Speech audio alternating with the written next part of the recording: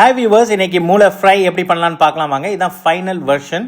ஆனால் எப்படி இருந்த மூளை இப்படி இருந்த மூளையை நம்ம அப்படி ஆக்க போகிறோம்.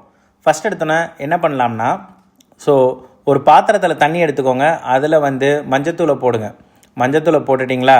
போட்டதுக்கப்புறமேட்டு நம்ம ஃபஸ்ட்டு பார்த்தோம்ல ராவாக இருந்த மூளையை அப்படியே தூக்கி இதுக்குள்ளே கொட்டிடுங்க. இதில் கொட்டினதுக்கப்புறம் 5 to 7 minutes நல்லா வேகட்டும். வெந்ததுக்கு அப்புறமேட்டு அந்த மூளையை எடுத்துகிட்டு தனியாக ஒரு பாத்திரத்தில் வச்சுக்கோங்க. அதை இப்போதைக்கு டிஸ்டர்ப் பண்ண வேணாம். பாருங்கள், இப்படி தான் இருக்கும். இது தனி பாத்திரத்தில் வச்சுக்குவோம். உடனே போய் என்ன பண்ணுறீங்கன்னா, வெங்காயத்தை கட் பண்ணுங்கள். குட்டி குட்டியாக கட் பண்ணி வச்சுக்கோங்க. கட் பண்ணதுக்கப்புறமேட்டு கடாயை எடுத்துக்கோங்க. எண்ணெயை ஊற்றுங்க. எண்ணெயை ஊற்றுனதுக்கப்புறமேட்டு ஜீரகத்தை தூவுங்க. பச்சை மிளகாவை போடுங்க. கருவேப்பிலையை போடுங்க. தெரிக்கும், கொஞ்சம் தள்ளி நின்றுக்கோங்க. இப்போ என்ன பண்ணுறீங்கன்னா, கட் பண்ண வச்ச வெங்காயத்தை உள்ளே தூக்கி போட்டுருங்க. வெங்காயம் நல்லா வதங்கினதுக்கப்புறமேட்டு மஞ்சத்தூளை போடுங்க. மஞ்சத்தூளை போட்டதுக்கப்புறமேட்டு நம்ம ஜிஞ்சர் கார்லிக் பேஸ்ட்டையும் கொட்டிடுவோம். அதை கொட்டினதுக்கப்புறம் மற்ற தூள்லாம் இப்போ போட போகிறோம்.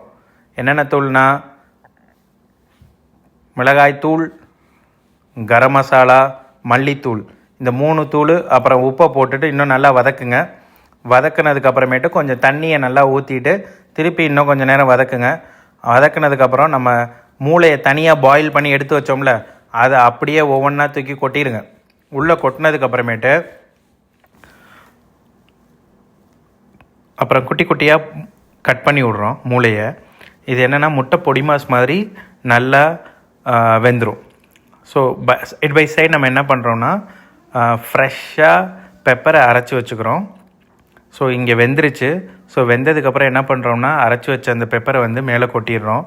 திருப்பி நம்ம என்ன பண்ணுறோன்னா, திருப்பி சைட் பை சைடு நம்ம கொரியாண்டர் கொஞ்சம் கட் பண்ணி வச்சுக்கிறோம். இது நல்லா வெந்துருச்சு. கொரியாண்டர் ஃபைனலாக போட்டுட்டு சர்வ் பண்ண வேண்டியதுதான். இந்த டிஷ் உங்களுக்கு ரொம்ப பிடிச்சிருந்தா சப்ஸ்கிரைப் பண்ணுங்கள், லைக் பண்ணுங்கள். இது ரசம் சப்பாத்தியோட கூட நல்லாயிருக்கும்.